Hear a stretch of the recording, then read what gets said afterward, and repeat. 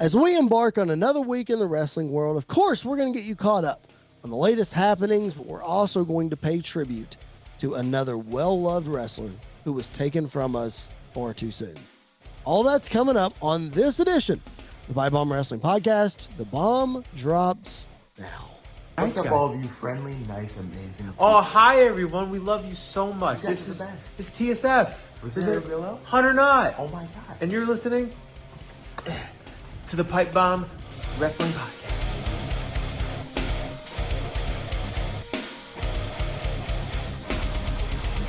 Thank you, TSF, and hello and welcome to this Season 4, Episode 3 of the Pipe Bomb Wrestling Podcast, a show that is for the fans, by the fans. I'm your phenomenal host, Mr. Podcasting Chris Belcher, and with me in person this time, we're pretty much healthy. Yeah. Mr. Andy York, how's it going, man? Much better than last week. If you listen to PBWF at all, the last like 10 minutes was just me dying. So sorry about that. But yeah, I'm feeling much better, and it's good to be back in person, and it feels more natural when we're doing this in the same room. So it does. I'm looking forward to it. It for sure does. I mean, you allow yourself to have better conversation. Yep. You know, chemistry's better, yada, Your yada. internet doesn't die halfway through and have to come back out later. And Internet doesn't die, and your host has to stall and all that kind of stuff. You did good though. Oh, You did good stalling. Appreciate that. Did you listen back? I did. You could tell when I was I did. stalling. Well, I needed to see if I needed to cut or Oh, that's whatever. true. Yeah, so I went back and watched. I was like, oh, he picked up pretty well. Yeah. So I tried my best to whatever. Anywho, if you haven't checked out last week's episode 2, make sure you do that. It's available in our archives, available on Apple, Spotify, Google, iHeartRadio, Spreaker, all those places. Make sure you check it out. Make sure you subscribe to that feed. Give us a 5-star review. We would appreciate it very much. Andy mentioned PBWF. That is our fantasy booking show. It is on its own feed, available in all those places as well. So, Pipe Bomb Wrestling Podcast, Pipe Bomb Wrestling Federation. Search them differently. Subscribe to both. Tell a friend. We would appreciate it. We would. So make sure while you're at it, you're subscribing to our partners, BodySlam.net YouTube channel, support SportsWire Radio, and of course, our brand new partner, WrestleBuddy. We have had some great conversations this week with the WrestleBuddy people about some ideas, some shows, some other things, some articles. All that is coming your way very, very soon. And we will post that stuff on social media. So we encourage you guys, go check out what they're doing right now. And make sure you support us when we're on there as well. Yeah, and if you're, they also aren't just wrestling. They also have some Marvel DC stuff as well, which if you're like me, I thrive off of that as well. So definitely go check them out and, give them all the love and support that, they work hard for it and they do a great job over there. They do. They absolutely do. And if they didn't do a great job, we wouldn't be partnering with them. So there you go. So make sure you follow them. They're on Twitter as well. Check out the website. Check out all the great stuff there. Make sure you're following us on social media. As I said at the top of the show, at PBW Podcast on Facebook, Twitter, and Instagram. Interact with us. That is the best way for us to know if you're digging what we're doing. Also, ProWrestlingTees.com/PBW Podcast. Check out our Pro Wrestling Tees store. That's a great way to support the show as well. Some great t-shirts up there. Make sure that you do that. All right. Before we go any further, Andy, we want to make sure, as I said in the open, we want to pay tribute and we want to honor another fallen wrestler taken from us way too soon, and that is Jay Briscoe. He was killed on Tuesday, 38 years old, in a terrible car accident. I think the person that he was in an accident with also died. His daughters who were in the car with him are in critical but stable condition. Yeah. Just a tough thing, man. Yeah. I didn't see this. I was doing something else and you texted me that Jay Briscoe had died. And I was like, there's no way that he died. I went on Twitter and looked, and it's just, it's a difficult situation. Very, very sad. Yep. I think the Briscoes, the Ring of Honor has had a lot of fantastic talent throughout the years. Yep. I mean, you got CM Punk, Adam Cole, Tyler Black, now Seth Rollins, Kevin Steen, El Generico. When I think of Ring of Honor, the first thing that pops in my mind is the Briscoes. Sure. Like the Briscoes are Ring of Honor through and through. I think personally, the Briscoes are the greatest tag team to never be in, never get a huge stage like WWE or AEW. Right. They're probably the greatest indie tag team of all time. They are the two of the greatest ladder performers of all time. If you've never seen a Briscoes ladder match, they are ridiculous. Yep. I only got to see them wrestle once in person, and it was here in Nashville. It was a Ring of Honor, Honor for Glory, I think the show was, and it was a 3-way tag match. It was the Briscoes, the Young Bucks, and the Addiction, which was Christopher Daniels and Frankie Kazarian. Nice. And it was it was as good as you thought it was going to be. Sure. It's just it's so sad that this has happened. And I think of his family, I think of his friends, I think of his coworkers. I know specifically like FTR has taken this very, very hard. Bucks. The Bucks have taken this very hard. Adam Cole. Listen, if you've never seen the Jay Briscoe Adam Cole feud from Ring of Honor, please go check it out because they did fantastic stuff there. So just it's so sad that we lost him at such a young age, and he was taken from us so young. And thoughts and prayers with his family, and still with his daughters who are going through a very difficult time right now as well, and his wife that has to deal with all of this. Yep, for sure. And there's been some backstage reports and rumors about politicking and AEW not being able to do a tribute show or what have you. Right. We're not going to get into that. That's not necessary at this point. Right. Because it is what it is. But AEW did film something for what they call Honor Club. So they filmed a show after Dynamite that's going to be available on that. And then Ring of Honor's first, or their, what do they call it? The pay-per-view Mania weekend, whatever that is going to be. They're going to do a tribute to it there as well. Yeah, and the thing is, like, Honor Club is a paywall subscription. Yep. But Tony Khan has said that this tribute is going to be absolutely free on Ring of Honor Club as well as on Ring of Honor's YouTube channel as well. Very cool. So as soon as they get it edited and everything, they're going to put it on there for free because they want everybody to be able to pay tribute and respect to Jay Briscoe. And I know a lot of people were frustrated that AEW didn't do more on Dynamite to pay tribute. They were only allowed to do so much because Warner Brothers is stupid, but that's a different topic for a different day. Yes, it is. But they're doing what they can, and they've done a great job. Plus, everybody that wrestled had the J armband and everything like that. So, just it sucks, man. It really sucks that this has happened. It does. It really, really does. So thoughts and prayers out to the Briscoe family, the Ring of Honor family, the AEW family, anybody who was touched. Even WWE did a nice tribute on NXT. They mentioned it. Yeah. They cut a whole segment because of it, which again, we don't have to get into. Right. And Triple H with a nice message on social media as well. Shawn Michaels. Yeah. They didn't have to do that. No. You know what I mean? And like Seth Rollins gave this whole story about working with the Briscoe. Like, I think we forget how many Ring of Honor talent are actually on WWE TV now. They all worked together for years and grew up in this business together. So this one hurts a lot of people. It hurts a lot of fans. I know personally this one stings. They're my favorite, like I said, my favorite tag team outside of WWE, AEW are the Briscoes. And so it's difficult. And yesterday was Mark Briscoe's birthday. Wow. So it's a difficult time for all of them right now. It definitely is, for sure. So thoughts and prayers out to all of them. Andy, I know no other easy way to transition out of that into a different topic other than just saying we're going to move on and let's talk about some other wrestling stuff.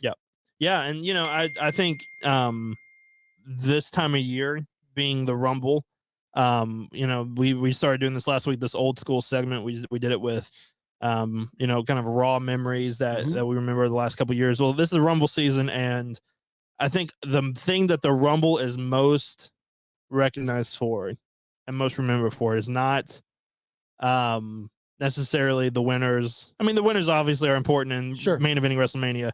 The thing is the surprise returns and the debut. And no other debut that I can remember in the Rumble shocked the world like in 2016 with AJ Styles showing up. The way they shot it was kind of infuriating at the time, but it made sense. They wanted to hide the phenomenal. They wanted everything to go the way it did. And so, kind of looking back throughout history, the Rumble has had a lot of surprise returns, as well as a lot of surprise debuts that have worked out, haven't worked out. Right. So kind of, what are some returns / debuts from the Rumble that stick out to you the most? Well, obviously this one. Right. I mean, 7 years ago this coming week. It's crazy that it's that long ago. 7 years ago, AJ Styles finally the one that they said wouldn't make it in WWE, the one who in 2001 was offered a WWE developmental contract and turned it down to bet on himself. And it paid off. And it paid off big time. Yep. So he comes in. Nobody could have expected the impact he was going to make. Pun intended. Yes, pun intended. Nobody could have expected what he was going to do, especially in his first year in WWE, main eventing 2 pay-per-views back to back for the World Heavyweight Championship against the top guy, Roman Reigns, at the time. And speaking of Roman Reigns, you mentioned how they shot that debut. We talk about Roman's facials all the time. Like that sold it. Yeah. That's what sold it for the people that were watching.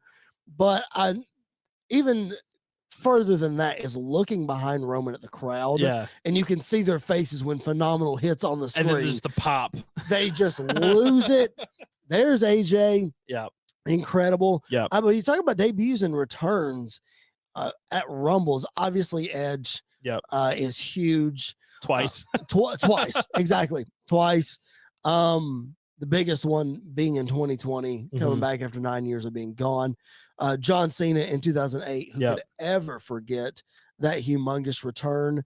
I'll throw in a couple. Carlito came back recently and was really cool. Yeah. Christian made his return at the Rumble. That was unexpected. Yep. And then you look at the women's side and you've got the Bellas and Trish and Lita and just random ones. Vicky Guerrero being in the Rumble was wild. That was a great one. Yep. So good. Then, of course, you got Ronda and then you got Brock and then you've got, all the ones that maybe not as impactful. Right. But the Rumble is the season for that. And we know we're going to get to it in a little bit that Cody Rhodes has been announced as coming back. So the tradition continues. Yeah. One of the things that, especially last year, I think if you want to go back and listen to me harp about the Rumble is my favorite pay-per-view of the year.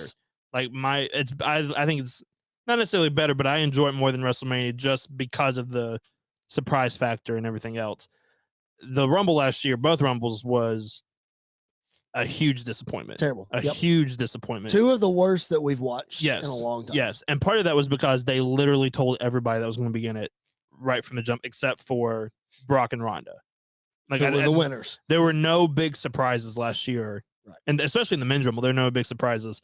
And so like this year, my hope is like, you can like tell us. I want to know Cody's coming back. I think them saying Cody's coming back was smart. We'll talk about that later.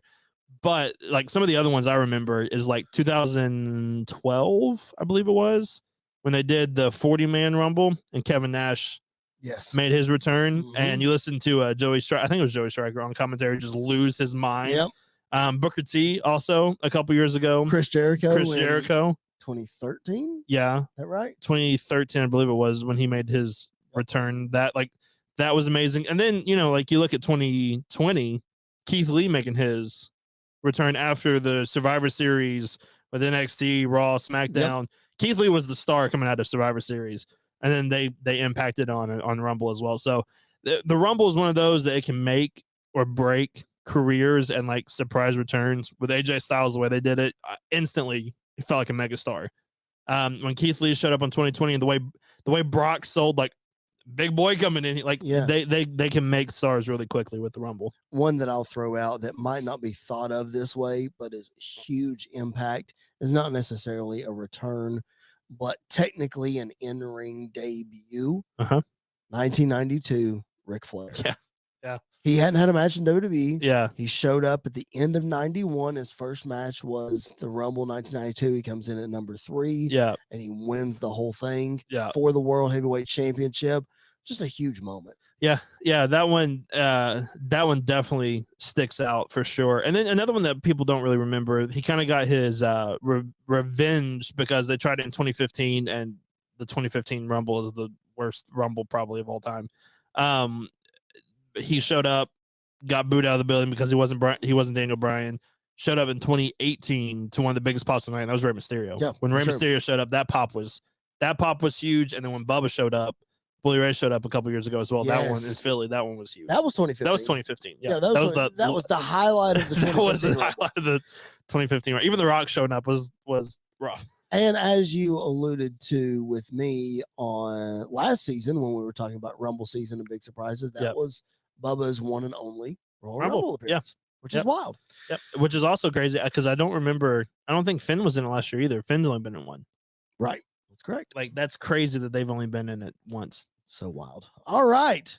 Let's move on from the old school to the here and now. Let's talk about AEW, man. An interesting show this week. Very interesting interview with Renee Paquette and Hangman. I'm interested to see kind of what they do with that. Yep. You mentioned it earlier about Jay Briscoe, and we mentioned about the Young Bucks. They were in action, having the J on their armband in a losing effort to Top Flight, but what a match. Yeah, it was great. And I'm glad they lost, it sounds weird to say that, but it makes sense that they lost this match because they're coming off the best of 7 series, grueling matches. It makes total sense that they would come in and lose this kind of match. A lot of tributes to the Briscoes in this, which was touching and very, very nice. Yep. And just, a Young Bucks tag team match is going to be good. So it was when you get Top Flight in there that are pretty good as well. It was a recipe for success. I'm interested to see what they do with the Bucks here because I Yeah. feel like they're teetering in tweener mode. Yeah. Because they wrestled this match as heels. Yeah. It seemed like, but they've been baby faces in the best of 7 series. Yeah. So I don't know. I don't know. I guess it just depends on who the opponents are. Yeah. Because if because I think the next trio's feud for the Bucks is probably going to be House of Black. Probably. Which they'll probably wrestle more babyface style in that feud. But then again, like if it's like Punk and FTR, you never know if they're going to wrestle babyface or heel or whatever the case is as well. So right. I think they're kind of like Moxley, and they feed off the crowd. Whatever the crowd's going to do, they're going to do. Like when they showed up in Chicago after returning, they were massive heels in that match as well. Very interesting. We'll kind of see what happens with that. Bryan Danielson and Bandito in an incredible match, dude. Oh my gosh. Like I was, filling out notes for this show, and I was, typing in during this match thinking it was close to being over with. The thing went like 10 more minutes. Yeah. It was wild. Man. Yeah. We have seen this before with MJF of like having to earn the chance to face him. But if this is what we get with Bryan Danielson every week to wrestle, I'm totally fine with the storyline again because these matches are fantastic. Last week with Takeshita, which, by the way, Takeshita's promo, I don't know if you saw it on Dynamite about MJF. I skipped it, but I saw the promo. You need to go back and listen to it because it is. Sorry, full disclosure, I skipped it. It is hilarious what he said because I can't say it on here. And then, this week with Bandito, next week he's fighting Brian Cage. Like I love that we are getting these matches with Bryan Danielson because this is what he wants to do is wrestle week in and week out against these guys that we want to see him wrestle. I think it's going to be really interesting with Brian Cage. Yeah. I think that's going to be because we haven't seen a lot of Brian Cage in a long time, really. Yeah. So with a little guy, I've seen Brian Cage wrestle in person against the little guys and know what he is capable of allowing them to do and how good he's able to make them look. Yeah. But that wasn't Bryan Danielson. No. Now you put Bryan Danielson in there with him. Yeah. I mean, it's going to be wild. It's going to be the AEW version of Bryan. Yeah. From a couple years ago. Except this Brock can do flips and stuff too. Right. So it's going to be very, very interesting to see how this goes. And if I'm not mistaken, that Dynamite is in Lexington, Kentucky. It is the Rep Arena. Making their Kentucky debut. Yeah, I thought about getting tickets and going, but it's not going to happen. I'm surprised. I mean, you got a full week anyway, so you may as well just tack on Dynamite. I'm seeing Kentucky play Tuesday. Might as well go to Rep Wednesday, watch some wrestling. Thursday, Preds game. Exactly. There you go. In the Royal Rumble next Saturday, which we'll get to in a little bit. All right. In an interesting turn of events, Saraya and Toni Storm turn heel this week. What do we think about this? Because I've seen a lot of mixed feelings online about how it happened. I don't necessarily like. I don't hate it. I think Saraya is not getting the reaction that she thought she would. I think. This isn't against her. It's just I think we are used to seeing what she was like 2014, 2015. Okay, let me ask you this. Not to interrupt, but do you think that's a product of AEW and not WWE? I'm not saying she should be in one or the other, but do you think that's why the reaction is not as? I think it's also partly like she hasn't done this in a long time. That's true. And it's going to take a minute. Plus, Paige was always more convincing as a heel than she was as a babyface. I agree. So I think plus it's easier to be a heel than a babyface. So I think we can see that starting to come through next week when they cut a promo. Heel Toni Storm is very intriguing to me. I think she can do a very great job of that. Yep. Plus they're gonna be building Willow Nightingale up big time. I think you're looking at Willow being the one to beat Jade Cargill for that TBS championship. Interesting. Probably at Revolution. Not one I would have picked, but interesting. But I think that seems like the way they're going to be building to it. I don't necessarily hate it. I think it's one of those that in a couple of weeks, ask me again, and I'll let you know exactly how I feel, because she needs a change. She needs something interesting to do. And honestly, if we get this double turn with Britt and Jamie being the faces, and then Toni and Saraya being the heels, when Britt turns on Jamie, Britt's going to be an even bigger heel at that point. So I think it plays into that really well. I agree for sure. A couple of things from that. One, I've seen a lot of people already speculating online that we're going to see AEW Originals versus AEW Outsiders, the first women's blood and guts match. I'm good with that. They're setting that up. I'm good with that. So you would have Britt, Jamie, I don't know who else. Jade, maybe. Maybe. Anyway, or Willow and like Chris Statlander. Willow for sure. And then against Saraya, Toni Storm, Ruby. I don't know. Ruby made the save. She did. So it would be either her turning heel Athena. or Athena would definitely be in there with them. Regardless. Yeah. The thing is, like, there's not a lot, especially in the women's division, there's not a lot of ex-WWE people in the women's division. I think you do it in the men's. I hate the term ex-WWE anyway, because half these people were independent wrestlers before they didn't start in WWE. They made their name. They're just best else. known for WWE. Right. The other thing that I was going to mention is I feel like maybe the reason we're getting a lot of mixed reaction with Saraya is it's hard to turn a legend heel. Yes. It just in general in wrestling. Unless you're Jeff Jarrett. A well-loved legend. Yeah, that's true. As a heel. Yeah. We saw WWE flirt with Shawn Michaels trying to be a heel towards the end of, part of his second run. Didn't work. Right. Dumb.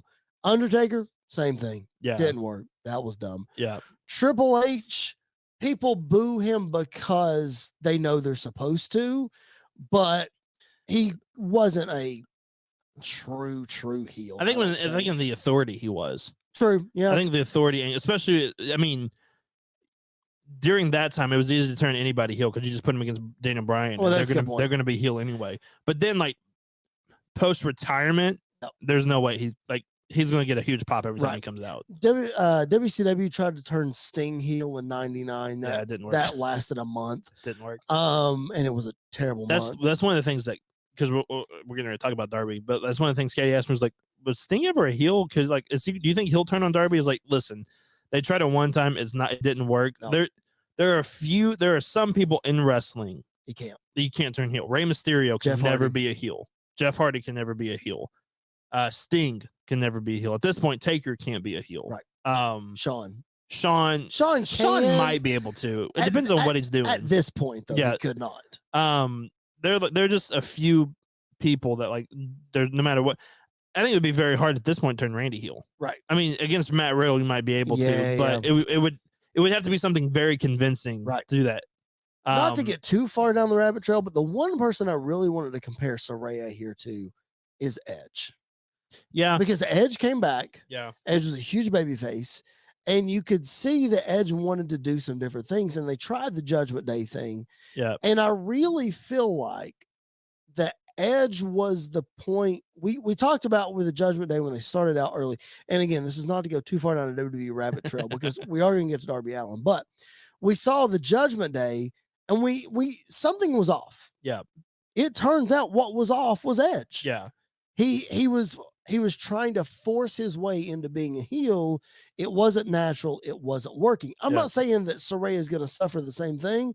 I'm just saying a beloved legend like that comes back after a long time away, it's hard to make people not like them. Right. So I think that could be what some of the pushback is like, we're not ready for this. Right. And I think that's, I think with Edge specifically, it was like a year into his return. And I love Edge, but his year run after Seth was like, okay, we're starting to get repetitive. Like we got to switch something up here. Try to do the heel turn. it was exciting at first, didn't work at all. Right. I think with Saraya, it would be interesting, and it just depends on who she goes after. Like if she goes after a Jamie Hayter or a Willow Nightingale, I think the crowd will turn on her because Sure. AEW has their crowd, like they're ones that you don't mess with, otherwise we're going to turn you heel. Right. And I think Willow and Jamie might be that for Saraya. So it'll be interesting to see how they handle. Again, I think in a couple weeks we could either be saying, oh, it was brilliant turning them heel, like it's working for him, or we might be saying, babyface or heel, they're kind of the same. It's all yeah. Well, yeah, it's much more of a distinction in WWE than it is in AEW. It is for a lot of people. Yeah. So again, not a huge deal. The only true heel other than in Long Island that I can think of is MJF. Oh, for sure. Yeah, he's the only maybe Stokely Hathaway and the firm. But still, like when you're talking Gun Club, when you're talking big time people, though, like he's the only true. He's the only true because but there's not like in that thing, like in that same aspect, there's not like a true babyface either. That's a good point. Because like Moxley, Adam Cole, now, but then again, for Adam Cole, it's very easy to turn that switch and turn him heel. But like with everybody else, Moxley can play both roles. Yep. Paige can play both. Brian can play both roles. Paige may be the only one that could be close enough to be a babyface because a true babyface. Everybody loves him. Bryan Danielson flips that coin all the time. So Kenny Omega flips that coin all the time. So I think it depends on who they're in the ring with, where they're at, what's going on. And I was gonna say in which entrance tunnel they come out of, but not now anymore. It doesn't matter. They'll come out the same way. Speaking of ultimate babyface, not saying you can't turn this guy heel, but Darby Allin in a banger of a main event against Kushida. I forgot how good Kushida was. Yep. You can never forget how good Darby Allin is, but man, some of those bumps that he takes, he's just, bro, oh my gosh. The top rope to the floor that got turned into an armbar reversal that was vicious. Like, there's no need for taking that bump. Like, there's no need, but I'm glad he did because it was awesome. If JR was on commentary, he would have said it. Oh, there's absolutely. no need to take that. Absolutely. But that's the thing about Darby Allin that we love is like the dude just doesn't care about his body or your body. Like he's gonna do things. He's gonna take you out. I said this off when we were talking about this before. If Kushida signs with AEW, it's fine. Like, we're gonna get some fun matches. Sure. Kushida and Bryan Danielson, please. That would be amazing. I would love it though if Kushida went back to New Japan. Yep. I think Kushida and Kushida in New Japan fits really well, especially with the new brand that they're trying to build there. Yeah, I think he fits right into it. So that would be great. But this for a one-off, like if this was a one-off, one time, amazing, absolutely amazing. It was very, very good, very good main event. Let me ask you this because I don't remember exactly Darby's first TNT title run. Yeah, didn't they tell this same story where we don't know if Darby is going to be able to withstand all the punishment? Body parts get hurt. We're questioning that kind of thing. I know that's sort of the MO. That's just Darby, I think.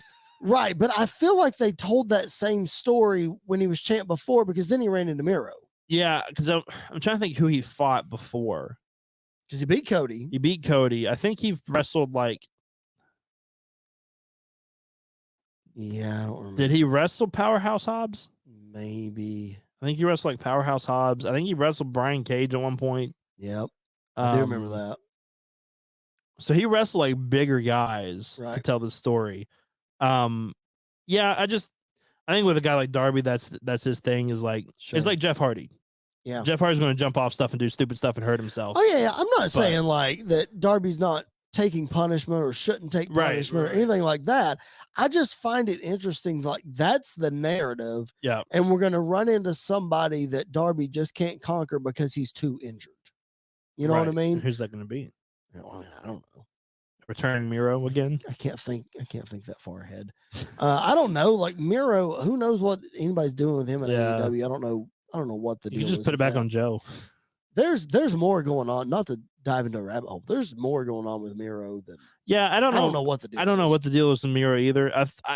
Because he was like when he first came in and when he was TNT champion, he was hot. On top of the world, he was like hot. Killing it. Yeah. He may be one of those that if we're not jumping in this rabbit hole this week, but he may be one of those that if Vince doesn't return to power, he may Go back. to WWE. I think FTR is kind of in that category as well. Yep. I don't know. I think with Darby, I mean, we're heading to, because Sting has said that he wants to kind of retire this year on his own terms. Mm-hmm. His last match has to be either with Jericho.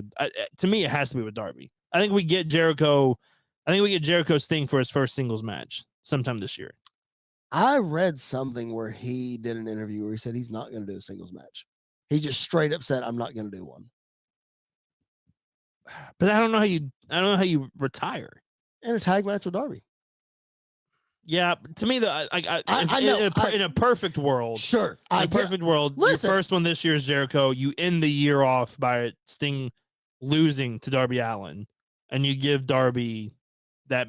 I mean, he's already a star, but give him the extra push. Oh yeah, I've been on the Sting singles match train ever since he got there. Yeah, I want it to happen, but he said in an interview recently, and it was the same interview where he said he's going to retire this year. He's not going to do a singles match. Well, then do Jericho and Guevara versus Sting and Darby Allin. That's what I think. We get the best of both worlds in one match. I think, speaking of that, I think you could easily do with Jericho and the TNT title what you did with the Ring of Honor title. You have Jericho take it off Darby. Yeah. I'm not saying that's the perfect option, but that you could do that. Yeah. Does Sting need a title run? I think he does. The TNT title run? No. Sting wouldn't be. They could be tag champs, but that's too sacred. Never mind. That is very sacred in AEW. I mean, Jeff Jarrett tried, and he got people were ticked for that 1.5 second that he won that match last couple weeks ago. Jeez. I don't think Sting. One, I don't think Sting needs to be, but I don't think he also wants to be AEW champion. Oh Lord, no. He absolutely does not want to be. But like TNT champion, I think you could do that. In a perfect world, you could have Jericho beat Darby, Sting take the title off of Jericho, and then one last match, Sting versus Darby. No. In a perfect world, you have the ultimate babyface and the ultimate heel, Sting and MJF. That's a perfect for the AEW title. Yes, that's a perfect world. That is a perfect world. That would be great. That's what you should do. You know, and I will be the first one to admit I made fun of Darby and Sting together the first time. Oh, me too. I hated it. I hated it. I'm so glad they put them together though. Like right now, one, Sting looks like he's having a blast every time he's out there, and two, they just fit so well together for some reason. It doesn't make sense, but it works. They do, and I get it. Like, I still am not a huge fan of it, but if it's what's going to get Sting on TV and it's what's going to make Sting happy, sure, that's fine. Whatever. All right, let's move on. AEW, fun discussion about AEW. If you're just now checking us out, welcome to the Pipe Bomb Wrestling Podcast. This is a show that is for the fans, by the fans. That is Andy York. My name is Chris Belcher. We are here for you each and every Friday on Spotify, Apple Podcasts, Google Podcasts, Spreaker, iHeartRadio, all of the places. Subscribe wherever you find your podcast. Leave us a 5-star review. We would appreciate it. We're also found on the BodySlam.net YouTube channel. We are also found on Sports Bar Radio. Make sure you check those guys out. Subscribe there. Support those guys. We appreciate that very much, as I know they do as well. Follow us at PBW Podcast on Facebook, Twitter, and Instagram. Andy is at Andy_PBWP, and I'm at Chris Belcher 24. So give us a follow. And if you're into fantasy booking and all that kind of stuff, check out our other podcast, PBWF. We're coming down to the wire. Yep. Season 1, week 23 coming your way this week. So make sure you check that out. Let's move on to WWE, man. Wild thing to start out with. Listen, we can all argue about Braun Strowman. Yeah. Whether he was a good hire, bad hire, whatever. Yeah. And I never in a million years thought I wanted to see a 3-segment match between these two guys. Yeah. Bro, I was entertained. This was good. I think it's this is Strowman's best match. Oh, absolutely. That he's ever had. Easily his best match he's ever had. This is his best singles match. The 4-way at SummerSlam. Yeah, I was going to say that one with him and Joe. Was it him, Joe, Kane, and Lesnar? No, it was him, Joe, Roman, and Lesnar. Roman. There was a triple threat that was a lot of fun too. That was Strowman, Kane, Lesnar, and Brock. Kane. That's right. Yeah, where he pulled the scaffolding down on everybody. And where Brock sucker punched him for real. And told him to calm. Literally said, slow down in the middle of the ring. Anyway. Yeah, this is his best singles match. One, no offense to Strowman, nothing against Strowman. I think this is a testament to really how good Walter is to get this kind of a match out of Strowman. The thing about Strowman is he's annoying. I've never been a huge Strowman fan. I mean, it's impressive the things that he can do, but then there are a lot of guys out there that are his size that are doing the same thing he does and does it a lot better than he does it. That's true. The crowd loves him though. Like he's so over. He's so over because he's such a big dude. Woo. Like he's such a big dude. People want to see him. People love him. I think also people wanted to see Gunther get his butt whipped, which there was a portion of me that was like, oh my gosh, they're gonna have Strowman beat Gunther. Please don't let this happen. You know, a lot of people. Did you read online what a lot of people were saying? No. If Strowman wins, we know Vince is. Really yeah. I did see that, and that's the one thing I will say. Strowman needs to learn how to take a power bomb. Yeah, you don't land on your feet and then fall back. You just kind of take the bump.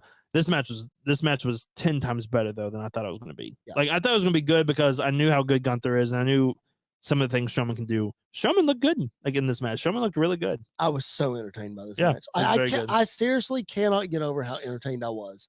By this match. Yeah, really, really. If you would have told me if you would have told me last week that this match was going to go 3 segments, I would have said this is going to be terrible. It's going to be so slow. I would have said, "Tell me when we get to the 3rd segment, and I'll watch the end." Yeah, that's what I would have said. But it was good all the way through. So good, man. Oh my gosh.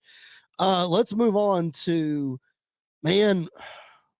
things just get crazier and crazier with Bray Wyatt, don't they? I don't know what's going on anymore. Okay. Let's workshop that. Yeah. You don't know what's going on. Is that try to put your Bray Wyatt fandom aside. Right. Is that a good thing or a bad thing that we don't know exactly what's going on? Because now, as we're going to talk about in a minute, we're seeing Uncle Howdy with Alexa Bliss. We're also seeing Uncle Howdy here. We're trying to tie these things together. Is it a good thing or a bad thing? I think it's one of those cases, kind of like with Saraya and Toni Storm. The ending will tell us whether this was good or bad in a lot of ways. Because like if they're building to something really special and that happens, that all of this starts to make more sense. Right. Then it's like, oh, okay, like the intrigue got us here. Yep. And that makes sense. I know for a lot of people and for a lot of, it's going to sound terrible what I'm about to say, but it's fine. For a lot of long-term WWE fans, long-term storytelling is not the easiest thing for people to follow at times. Because we've never had it. You never had it, and you get bored with it pretty quickly. And I will say there are some weeks I'm like, man, this story's got to get we got to progress a little bit more. Do something. We got to. Yep. I'm sick of seeing LA. Like it's cool seeing LA Knight get abused backstage, but we gotta move on a little bit. Uncle Howdy showing up the first week, cool. Second week attacking him, cool. But we need some progression. Yep. But this promo, the rocking chair. When I saw the rocking chair. The pop and the rocket. Oh my gosh! Hit the rocking chair was great. I was like, Bray Wyatt. Like this is the Eater of Worlds Bray Wyatt. People forget how great the first year of that Bray Wyatt run was. Yep. Like it was fantastic. I know people remember the Inferno match with Kane. I hate to tell you, there's never been a good Inferno match. That's true. There's never been I think Kane and Taker had the first one. The very first one is probably the best one. And it's just because it was new. And it's it's fine. And Taker did his Taker dive over the top, over the flames, that kind of thing. Like that was cool. The Bray Wyatt Kane one was horrible. I've never watched it. It's horrible. Okay. The Fiend Randy Orton one was fine because at the end they got to burn the Fiend alive, which was the craziest thing That was so wild. That's probably the craziest moment of the pandemic era was burning the Fiend alive. Yeah, it absolutely is the craziest moment. For sure. But people forget how good this era of Bray Wyatt was. Yeah.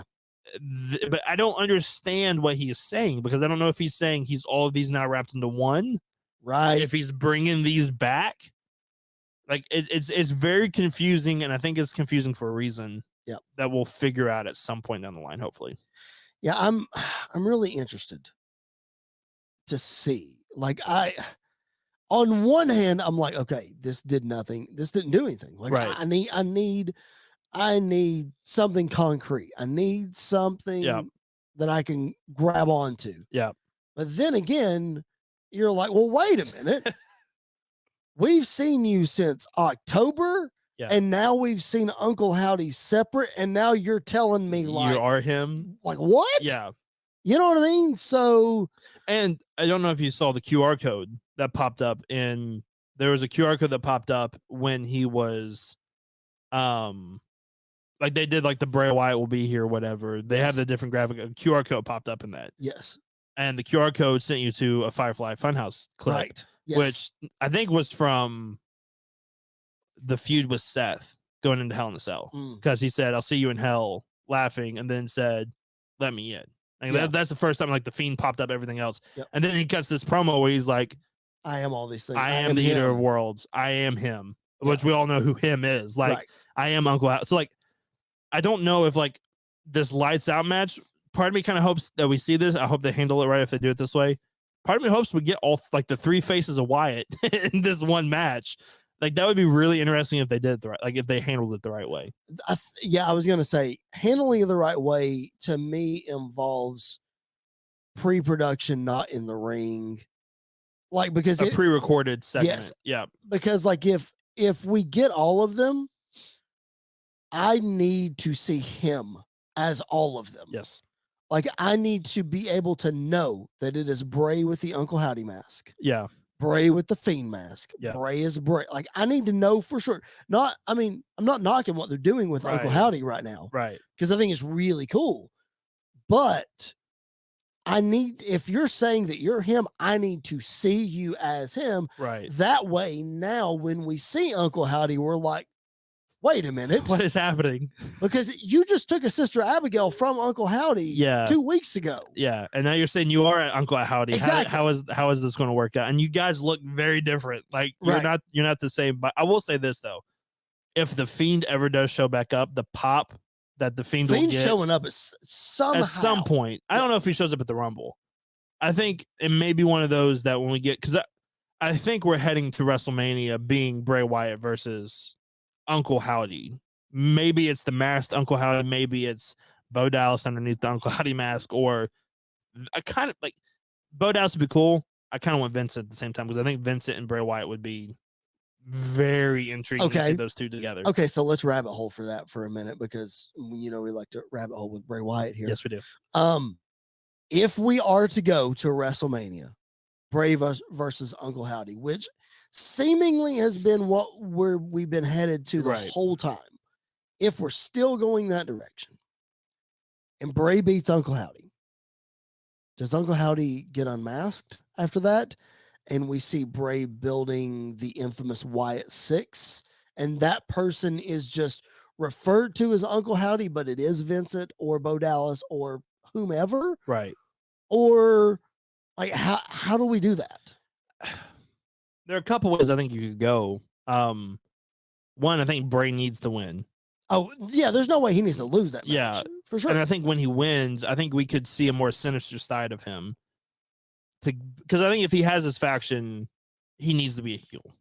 Yep. Which, at this point in time, I think it'd be very hard to turn Bray Wyatt heel with the fans during this. Well, I think you could just be Bray Wyatt because he does. The Fiend was a heel, and the people like the fans loved the Fiend when he showed up. So I think you could do that. Yeah, he does heel things. Yeah, I think you could have him just absolutely destroy Uncle Howdy and reprimand Uncle Howdy and like be dominant over Uncle Howdy and force Uncle Howdy to unmask, revealing whoever. Mm-hmm. And then throughout the next couple of weeks, we get, Vincent showing up. We get maybe Braun Strowman joining the faction again. Okay. Maybe we get Karrion Kross joining the faction. Maybe we get Eric Rowan coming back. I would be totally fine with that. That would be great. Yep. So I think you could start to see those seeds being planted. I think WrestleMania, this lights out match is going to be an acid trip watching it in the first place. But two, I hope it tells us a lot about where we're heading to WrestleMania, because like I get it. You don't want to give too much on TV. Sure. But you need to give us something at the Rumble. Yep. Like something that's like tangible. Oh, this is a clear picture of where we're heading. Not clear, but it's a clearer picture where we're heading, but I still got a lot of questions that we need to answer along this road. Yep. Like, because you don't want to give everything at once and then kill the intrigue, but you want to give a lot, but still have a lot of questions come from what you give. let's bounce around here a little bit. I know we hadn't planned to go in this order, but let's go ahead and talk about Alexa Bliss, and let's talk about Bianca Belair, and let's talk about Uncle Howdy. Let's talk about what happened on Monday Night Raw, because we're in this Bray Wyatt discussion, so we may as well continue it. And we were talking off air about, what's the Rumble going to look like as far as an order, because you've got Alexa and Uncle Howdy, then you have this pitch black thing. Do they somehow go together? Is it back to back? Are you okay with, I know we've been critical about Alexa and Bray and all this. I love this. I did too. This is really good. And the way that they had Uncle Howdy show up, that's different. That is different. That's something cool. This is like one of the coolest moments of the year so far. One of the coolest moments I can remember on Raw for a long time. Just the image of, I don't even know, like that could just be a silhouette. That could just be, I thought the same thing. A holographic thing that they have playing there. It could also just be somebody in Uncle Howdy garb or whatever. I love this. And I think this is a great way to make us forget about Alexa Bliss and The Fiend and introduce something new. Yeah. I also think it's a great way for Alexa Bliss to feud with Bray Wyatt without ever interacting with Bray Wyatt himself. Like, I think this is a great little cheat code that you can use for that. I think the Rumble's going to be very interesting because I don't know if Bianca I think Bianca more than likely wins. I was just going to ask but there's a chance I think the Uncle Howdy could help Alexa win. And not to get into Rumble predictions, which we're going to do next week on our preview episode, and make sure you check that out. Not to get too far into that, but I know that she's away from Bray and all that, but I do think you could see them together at Rumble, just briefly. There's going to be an interaction between Bray and Alexa. Like, I think there's don't know when. Maybe backstage, maybe during the lights out match. Yes. Maybe even post Alexa Bliss Bianca Belair match. Like, I think they have to see each other. They have to be face to face after everything that's happened. Especially again, back to our original point. If Bray is Uncle Howdy, we got to get there. Yeah. And especially like if the Bray Wyatt logo keeps popping up during the match or whatever, like that, they have to interact some way, somehow, which, by the way, I love that Bray ended his promo by saying run. I love that he started it off by saying we're here, because when he said that, I was like, oh, this is fantastic. And then the run, and then the Wyatt family sound effect, like all of that was perfect. Yep. If we get stuff like that during Alexa's match, they have to interact at some point. So back to my original question, because we've been critical about Alexa and Bray and all that kind of stuff. Right. Keep them far apart, blah, blah, blah. This is good. This is good. Are you okay with potentially putting those two worlds somehow back together? Right now, yes, because of who's in charge and who's running things. Fair enough. Like the Rob, I forget his last name. Yeah, I know. Being the horror director that he is, being the guy that's basically in charge of this whole entire storyline. Yep. I trust him to make it make sense and to add it together and to be like, okay, these two go together. Here's why they go together. Here's why they work. Because like at the beginning of The Fiend and Alexa Bliss, it was very, very interesting to see them together. So I think we could head back to that area of things, and especially if Bray Wyatt and Alexa are more hands-on with it this time, I think it works out a lot better. So I'm warming up to the idea of the two of them either coming back together or feuding at some point or something happening. Right. I mean, look, honestly, we saw Rhea Ripley versus Akira Tozawa at some point like already this year. I'm not going to put it past them that at some point we may get an Alexa Bliss versus Bray Wyatt something at some point. We saw Alexa Bliss versus Randy Orton. We did, which was awkward. That was a very awkward. That was awkward. That was very awkward. Speaking of the in ring though, let's talk about that for a minute, because we're talking all this creative and all this where are we going, whatever. If I'm being honest, everybody who's listened to this podcast for any length of time, we're going on 5 years of this podcast now. I can't believe that, by the way. 5 years. We started the week before Royal Rumble 2018. Anywho, man, been a minute. So anybody who's been with us for any length of time knows that I'm an Alexa Bliss fan. Right. Alexa Bliss versus Bianca Belair. I could have sworn a month ago it was a throwaway match on Raw. Yeah. And that it was not going to turn into anything. Now, especially at the Royal Rumble where you don't get many singles matches, this is going to be on the Rumble? Yeah. Man. That's what tells me that something has to happen. Something big has to happen. Not necessarily like Bianca losing the title, but like something big has to happen with Alexa Bliss during this. Because like, you look at the other singles matches, Roman Reigns obviously is going to have a singles match at the Rumble against Kevin Owens. Perfect. Like that makes sense. That fits perfectly. Bray Wyatt's first live television, like live match. I'm not counting the Madison Square Garden one.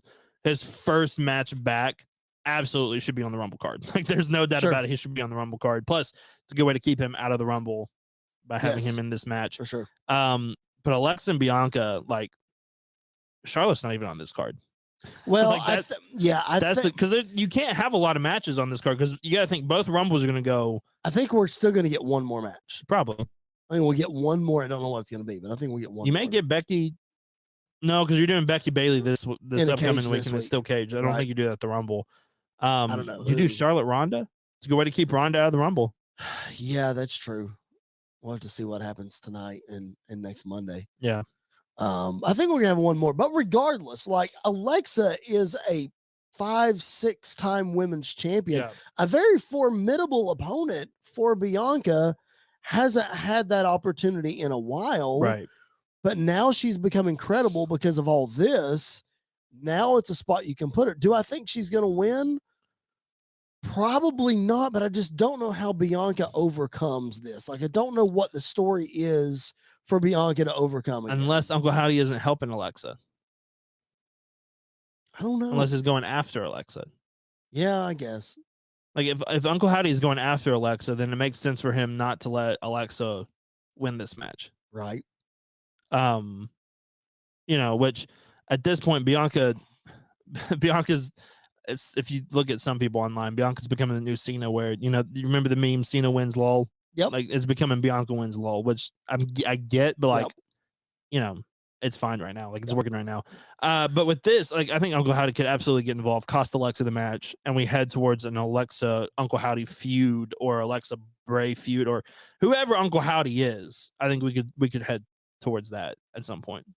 It'd be interesting. Alexa got new music this week, so it's like a remix. She's had like 4 different songs in a year. I know, it's pretty wild actually. Yes, it is a remix of the last one that she had. But all right, let's talk about Kevin Owens and Sami Zayn from SmackDown, and then we'll run that into Monday Night Raw because obviously this story is continuing, it's progressing. Great match. Yep. As expected between these two. The storytelling at the end of the match. Michael Cole gets an A+ for his commentary. Sami Zayn's facials, the way they told this story at the end of Sami Zayn, it's starting to come to. He's starting to realize what's happening. Yeah. And Michael Cole just outlined it beautifully.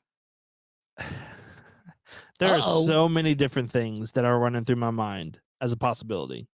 Oh, yeah. Obviously, I think it's almost etched in stone at this point that we're getting Sammy versus Roman Elimination Chamber. You have to think, especially where it's at. You have to think that makes the most sense, right? But you gotta think like we're only a month away from that, maybe a little more. And you gotta start.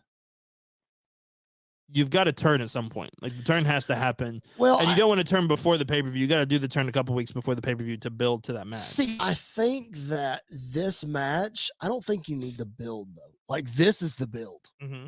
Because as soon as the turn happens, we know that we're headed to that match. Like we have to have it. So like to me, this is the build for the match. But my thing is, I think you want to have the Bloodline beat up Sami Zayn so bad that he's off TV for like 2 weeks. And that's true. And they're on the show talking about what they did to him. Kevin Owens can come out, try to stand up for him, whatever. I don't think he shows up until Chamber, either the Chamber or the SmackDown before the Chamber. Okay, because that show will probably be in Canada too. Probably, and you get a huge pop. It's in the same. It's in the same building. I think they already announced. You have him come back that night. Like the SmackDown before, get a huge pop, hit a haluva kick on Roman Reigns. He goes into the Elimination Chamber match, beat up, blah, blah, whatever. However, a thought did run across my mind. What if we've been thinking about this wrong? And what if the bloodline doesn't turn on Sammy? But Sammy turns on the bloodline. And the way you get, because if they could change it to where it's only one championship on the line. And if that happens, I think it's very likely that I think one or two things happen. I think it wouldn't shock me if Sammy cost Roman at the Rumble to let Kevin get the title. Or next week on Raw, Sammy cost the Usos and Judgment Day get the title. Because it's very clear that the Usos are defending the Raw Tag Team Championships and the SmackDown Tag Team Championships on different shows. Right. But that also, you got to think too, that also can be WWE dangling that over us and saying, "Oh, we're gonna make you think they can just lose one of the titles," but in all actuality, they're going to keep them both. Absolutely, and I think that's probably the most likely case scenario. But I think there is an argument to be made where Sammy's been playing Roman the whole time instead of Roman playing Sammy. Yes, I get that, but I think Sammy as the ultimate underdog babyface doesn't happen if he's the one that turns. I think it's got to be the other way around to have sympathy for Sammy. Yeah. So that his return is just insane. Yeah, you know what I mean? I agree. I think though if Sammy is so over, if they went the other route, I think Sammy would still be a huge babyface in what he's doing. I can see that. But if you want to get the most out of it, you have to have the bloodline turn on Sammy at some point. Yeah, I don't know what's gonna happen. It's gonna be a sad day when it happens. Though. It's going to be interesting because, like, I was talking to Jared, who you guys know has been on our show several times. I was talking to Jared on the phone the other day, and I said, it's this thing where it's building. There's this tension. We know it's coming, but like the segment itself, when it happens, like it can't build, and then happen. Like we need it happens. Snap of a finger, it happens. Yeah. I look back at the Festival of Friendship. Yeah. Like that's what I need. Yeah. I need everything to look great, everything to look awesome, and then blindsided. Acknowledgement ceremony this Monday. Hey, I think it depends. I think it depends on the placement of that ceremony. I think if the Usos fight beforehand and they lose the titles because of Sammy, we come to that, and it's literally all the bloodline beating the crap out of, like Rikishi, everybody beating the crap out of Sammy, and then you hear the Rock's music hit, and he comes out to make the save, and then the place is going absolutely nuts. Then we're really off to the races. Then we're off and running because you're getting Rock Roman at WrestleMania. You're probably getting Sammy. You're getting Sammy Roman at Elimination Chamber. If the Rock's not in the Rumble, and let's say Cody Rhodes wins the Rumble, which is like the most likely case scenario, right? Then there's just a lot of stuff that can happen in like a couple of weeks. Yep. Which is very interesting. You've been saying this for so long, and I have pushed back so much, but it's becoming a little more clear that it actually could happen at WrestleMania. Like it could. Like if you play this scenario out to where, like you just said, Sammy, they turn on Sammy. He's off TV for a couple weeks, and he does make his return at Chamber. Yep. Like Roman wrestles another match at Chamber. Yep. And that's where Sammy shows back up. Yep. And then we lead. Again, the Royal Rumble has to factor in to all of this because I think you made a great point last week. We have to have Sammy out of the Rumble. Yeah. Like if Sammy's in the Rumble, the fans are it's going to be another Daniel Bryan. It's going to be scenario. Difficult. I'm not going to go that far because I think Cody Rhodes can offset that. I really do. I think it would be very difficult for Cody to offset it. I think if anybody could, Cody would be the one to do it. I think it has to be a thing where Cody comes in early and he has to last. I think Cody needs to be 1 or 2 and he goes the whole That's way. what I'm saying. Like 3 between 1 and 5. 1-5. And Cody lasts the whole way. Yeah. Then you can get Sammy in the middle. Yeah. And quickly play that out, not so that people will forget about it, but let's get it in, get it out. That way you've got time to get it out of your system. Cody makes his big comeback, and then Cody wins. And it depends on it depends on how Sammy is eliminated. Right. Oh, that's true. Like That's the way Bryan Danielson got eliminated in the 2014 Rumble by Bray Wyatt left a lot of people. Like that's basically kind of what started the Yes Movement, was him getting eliminated like that, and people like, oh, really? Like we're not doing this. So like I think if Cody is the one to eliminate Sammy just randomly in the Rumble, that's not gonna happen. That's not gonna work. That won't happen. You could have the Usos turn on Sammy in the Rumble. Like they could turn on Sammy in the Rumble itself. Roman comes out and eliminates Sammy himself. But if you do that, I'm telling you, it's not out of the realm of possibility that one of the nights, night one or night two main event of WrestleMania is Sami Zayn versus Roman Reigns. I think it's more of a possibility now than I've seen it before. Yeah. I still think Rock is more likely. Yep. I still think Cody is more likely. Yep. Because of the Rumble fact. I've said this all along, because of the Rumble factor and the Undisputed Championship. Yep. Because I think it's too much to try to split the titles beforehand.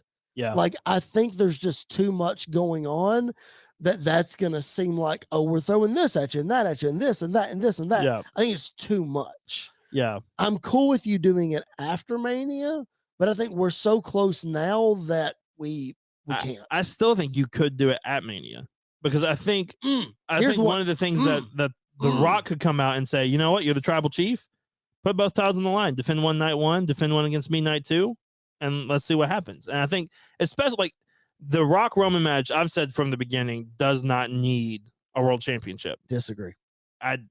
It's the Rock Roman. It's a generational match. Disagree. Just like I don't think Rock Cena needed a world championship. It's true. Or Rock Hogan. But you get to this point. Rock Hogan didn't. That's what I'm saying, though. Like, the first Rock Cena didn't either, and it was better than the second Rock Cena. Right. Well, that's because Rock got hurt in the second one, like 5 minutes in. He did. He still, I mean, to get hurt and do what he did was pretty impressive. Ridiculous. But sorry, I'm interrupting. You're good. I can't lose my thought though. I think you could have Roman, especially if Roman lost on night one to Cody. That adds even more intrigue to Roman Rock night two for that Universal Championship, for Roman to beat him. I think that is more than likely the direction that we might be heading in this scenario, to split those titles up. Here's what I think. You ready? Mind blowing right here. Not acknowledgement ceremony on Raw. And they, at the acknowledgement ceremony, strip him of one of the titles and put that title on the line in the Rumble. Winner of the Rumble wins one of the titles, aka Cody Rhodes or Seth Rollins. And then Cody Rhodes versus Seth Rollins, night one. Yeah. Rock Roman, night two. Yeah. I mean, I just said stripping him makes it convoluted. Right. But if you strip him and immediately winner of the Rumble wins the title. Yeah. That's a way for him not to get beat. Right. And nothing like. And I think if you do that, then Cody doesn't win the Rumble. Okay, then Seth wins the Rumble. I think Cody's championship win has to come at WrestleMania. I agree with that. So what you could do is have Seth win the Rumble, go to Elimination Chamber. In the Elimination Chamber, Cody wins number one contendership for the WWE Championship. Yep. Cody Seth at WrestleMania again. I think you could also, Drew McIntyre could win the Rumble if that championship's on the line, and you do Drew Cody. Seth Cody has more history to it, but if you want to do something new and fresh, I mean, Drew and Cody would be a lot of fun. Or if you have Cody Rhodes doing something else at Mania, again, don't know what that is, Drew and Seth at WrestleMania. Drew and Sheamus for that title. There you go. There you go. Drew, to me, honestly, I never thought I would have said this in a million years. Drew and Sheamus main eventing WrestleMania. Drew and Sheamus main eventing WrestleMania is more intriguing to me than Seth and Cody main eventing WrestleMania for that championship. I just think the way that Seth is, the trajectory that he is on now, I think it's going to be too much to backtrack and have him with Cody. I think we just need to separate and move on. Yeah. I'm not going to argue if we get it. Right. But I've had this list for like a year now of like potential people to beat Roman Reigns. Yeah. And for like the last 4 months, it's only been one person. It's been Cody the whole time. Cody. There are two people on my list now. Oh, there's 4 people on my list. That would, I I think there's a chance. Like I think there's a chance Seth could. I think there's a chance Drew could. Just like there's always a chance that Randy could or Brock could. But I don't Randy's think the other one. I don't think it happens. I think the best chance with the best outcome for the best storyline Is Cody Rhodes. is either Cody Rhodes or Sami Zayn. Okay. I'm gonna ride this Sami Zayn track the whole way, man. We'll Like see. I'm all on board. I'm not doubting you. We'll see how it goes. All right, let's move on. We spent a lot of time talking about that. It was a very good conversation, but let's move on. We talked about Alexa and Bianca. We've talked about KO. We've talked about all that stuff. Cody Rhodes, we mentioned it, of course. He is officially in the Royal Rumble.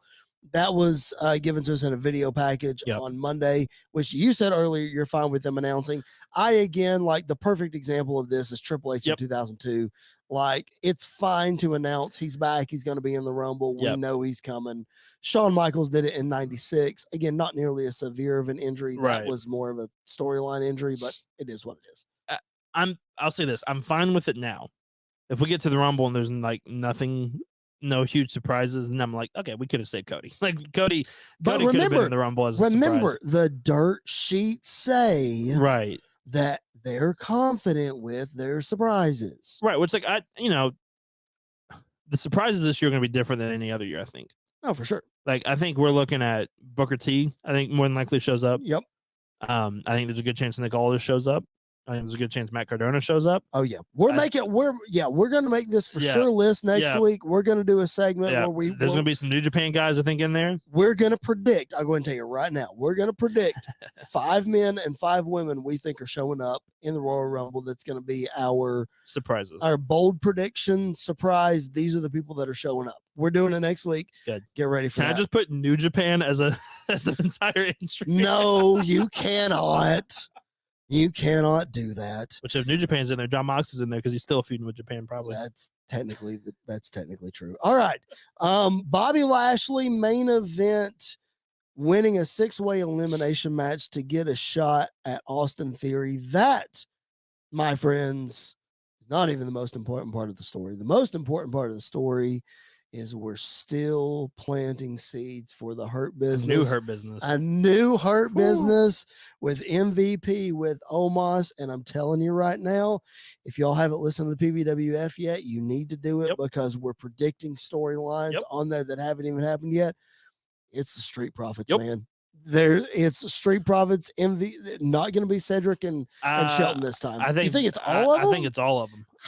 That's too much. See, I think if we're may as well call them the Bullet Club. If we're gonna go back, I mean, if we're gonna split the tag titles at some point, I'm fine with the Hurt Business stretching across both brands. MVP showing up on both shows, and you have Bobby Lashley and the Street Profits on Raw, and you have Omos and Cedric and Shelton on SmackDown. Okay, you could do that, and you have MVP bouncing back and forth. That would be cool. I like that idea. I think that would work really. I think it's really intriguing though that Omos and Bobby are together. Being together. I think that's super interesting. And I think that's the best thing for Omos because it gives him something to do without actually wrestling. Listen, this would be one of the worst matches in wrestling history, but I now want to see it. I want to see a tag match. Oh Lord. Between Bobby Lashley and Omos against Braun Strowman and Brock Lesnar. I don't think it would be bad. I think when Omos got in, it would be bad. It would be bad. Bobby and Brock and Bobby and Strowman would be really interesting. Like, give me that tag, like those 4 big dudes. Wow. That'd be fun. That poor ring. I know. Like, if you didn't break the ring in that match, like, you're doing something wrong. Yeah. I think Bobby's going to be the number 1 contender for whoever's the champion after WrestleMania. Yep, for sure. At least one of the first ones. Because we haven't seen a good Bobby Roman match yet. No. Not for the title, at least. Since Roman's been champ. Yeah, not since this heel turn from Roman. Because we had one in like 2019, 2018. When Bobby came back. They had 2. Yeah. The first one I thought was good. And then they put him as a main event on one of those pay-per-views for no apparent reason. And it was dumb. Yeah, and people were chanting, beat the traffic or something like that. Yeah, something like that. Yeah. I thought it was in 2018. I thought it was good. The first one, second one, not so good. Regardless, Bobby needs a shot at Roman in this run. Yep. I think this is a great way to get him there with the Hurt Business. Again, my reference to the PBWF is The Street Profits are in the Hurt Business on the They are. PBWF. Go listen to So is it. Bianca. So is Bianca. Bianca could join. Listen, a heel turn Bianca joining the Hurt Business as champion would be Yes. fantastic. That would be great. Fantastic. But that could be what picks her up after she loses to Alexa. Just saying. Yeah. Or she needs to back up against Judgment Day when Rhea Ripley wins the Rumble. Or that too. There you go.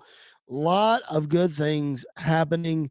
A few things to touch before we leave, before we get off here. First of all, if you guys need a lesson in commentary, I've already said that you need to go listen to Michael Cole from Friday night. Yeah. Go listen to Corey Graves call the Bronson Reed match from Monday Night Oh my Raw. gosh. Bro, that commentary was amazing. I'm literally watching this and just laughing. Yeah. It's so good. Yeah. Well, first off, there's one spot where Bronson jumped off the apron and shoulder tackled Akira. I thought Akira was dead. Like, Bronson Reed is a big dude. Yes, he is. He's huge. Big dude. And it's ridiculous. I don't know if you knew this or not, but a couple months ago, 6 months ago, before he signed with WWE, he beat Okada. Really? In New Japan. I did not know that. He was like on his way to being a part of like Wrestle Kingdom main eventing, stuff like that. And he went with WWE. I knew that he was making a splash in New Japan. Yeah, I didn't realize he beat Okada. He beat Okada, yeah, which is a huge deal. Which is why if like this whole Vince thing happens, it's Bronson Reed looks like an idiot. Right. But I think Bronson Reed's going to be I think Bronson Reed under Triple H's regime is going to be really interesting. Yep. I love the fact that he was already like, no, I'm not with you, Miz. Like, you paid me to do that. I'm not Absolutely. I'm not with you anymore. Separate himself. Because I hate it. I hate to say it, but people who just come into WWE that feud with Miz do not work out at all. And so I'm glad that they've kind of have separated. Speaking of Johnny Gargano out with a shoulder injury, seemingly for 5 to 6 weeks. Wouldn't surprise me if he makes a surprise return to the Rumble. Yeah. Just because he said he's out 5 to 6 weeks. But that's why we haven't seen Johnny Gargano in a while. Speaking of big dudes, I'm glad that Otis's popularity is growing again. That dude is back to being over, and it is awesome. He messed up the caterpillar elbow drop. It's fine. But he hadn't done it in a long time. Everybody loves it. Look, I love Otis. I think Otis and Chad Gable are the funniest tag team in WWE right now. Chad Gable, I'm pushing now 2023, 2024 Chad Gable for world champion because the dude is just hilarious, and I need to see him become an actual threat on the main roster. Chad Gable is the next Dax Harwood. I think he's already there. I think people are like, oh yeah, Chad Gable's really like if you put Chad Gable in the ring with anybody, well, that was really good. That was Johnny's first match. Yeah, was Chad Gable. That was amazing.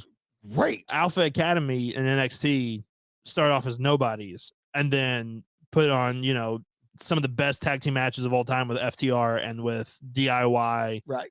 It wasn't Otis. It was Jason Jordan for those of you. Yes, it was Jason Jordan, which people forget how good Jason Jordan was in the ring too. Good. So good that he became Kurt Angle's son. Anyway, that's where they were. If they would have made Chad Gable Kurt Angle's son, Chad Gable would be a world champion. You imagine the comedy between those two? Amazing. Oh my gosh. Amazing. So good. All right. We saw it a couple weeks ago when they had him in Pittsburgh. Right. They were together and it was hilarious. Speaking of Kurt Angle coming back next week for the Raw 30, Kurt Angle along with, you see the graphic, Kurt Angle, Shawn Michaels, DX, Ric Flair, The Undertaker, Jerry Lawler, Teddy Long, Bella Twins. Teddy Long always comes back and it's annoying. Well, Taker's there too. He's putting somebody in a match with Taker. That would be very interesting. I hope he walks out there with Chad Gable in the ring and says, "You're going 1-on-1 with the Undertaker, player." That would be hilarious. Of course, Taker's like, "I ain't wrestling, dude." Theory and Lashley for the U.S. title. Tribal Chief Acknowledgement Ceremony we talked about. Becky Bailey Steel Cage. It's going to be great. Yep. I love these graphics. I love the throwback. Yep. I hope they do some sort of special entrance next week. It's going to be awesome. Quickly, the Nikki Cross nugget. Did you see it? I did. She's been. One thing I have is is Candice LeRae blind? Because literally everywhere she looks, Nikki Cross is behind her, and it's pretty obvious she's behind her. Right. I love it though that she was just it was creepy how she was just staring into the camera behind the scenes. That was great. I'll also say this: the Becky Bailey promo wasn't fantastic. It was a little rough in spots. Yes. But the part where Bailey said the only reason why you became a star is because you got punched in the face and you became a man, and Becky's like, all right, let me punch you in the face and see if you become a star. That was the most offhanded I don't think it was scripted line that she said. I was like, oh, that was fantastic. Good So job, good. Becky. Good comeback. So good. All right. So next week, we're going to recap Raw 30. Obviously, we're going to preview the Royal Rumble. We already said we're going to give our bold predictions. 5 men, 5 women who we think are outside of WWE, for the most part, outside WWE. Yeah. Legends count. Not mainstays, not like main roster people. Exactly. Yeah. So we're going to give our predictions of who we think is going to be in the Rumble. We're going to talk more about all the matches, get you caught up on Dynamite from Lexington, Kentucky. All of those things. Make sure you follow us on social media at PBW Podcast on Facebook, Twitter, and Instagram. Andy's at Andy_PBWP. I am at Chris Belcher 24. Show is found literally anywhere you can find your podcast. So make sure you subscribe, give us a 5-star review, and check out PBWF on a separate feed. That is our other podcast, our fantasy booking show. If you want to hear more about what's going to happen in the future, because apparently we're predicting those things, make sure you check that out. All right. For Mr. Andy York, my name is Chris Belcher. Thanks for hanging out with us on this edition of the Pipe Bomb Wrestling Podcast. We will catch you guys down the road.